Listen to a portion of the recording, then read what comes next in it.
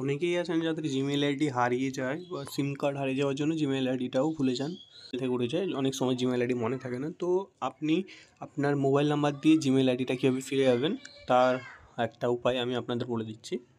একটাই উপায় খুঁজে পাওয়ার, আর অন্য কোনো উপায় নেই। আপনারা প্রথমে চলে আসবেন ক্রোমে, তারপর এখানে সার্চ করবেন ফাইন্ড মাই জিমেল।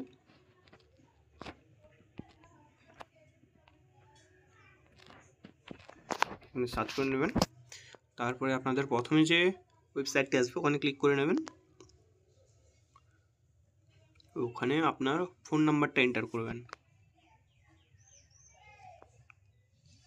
নেক্সটে ক্লিক করবেন। এরপরে আপনার নর্মালি আপনার নামটা এন্টার করবেন এখানে।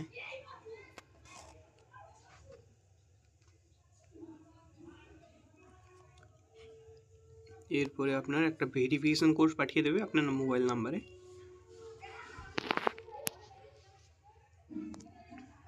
এখানে আপনি আপনার কোডটা এন্টার করবেন। এই যে আমার চলে এসছে,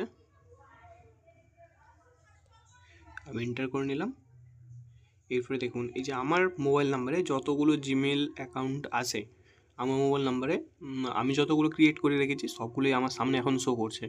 এরপরে আপনি যে জিমেল অ্যাকাউন্টটা আপনি লগ ইন করতে চাইছেন ওটাতে নর্মালি ক্লিক করবেন, ওটা আপনার লগ ইন হয়ে যাবে।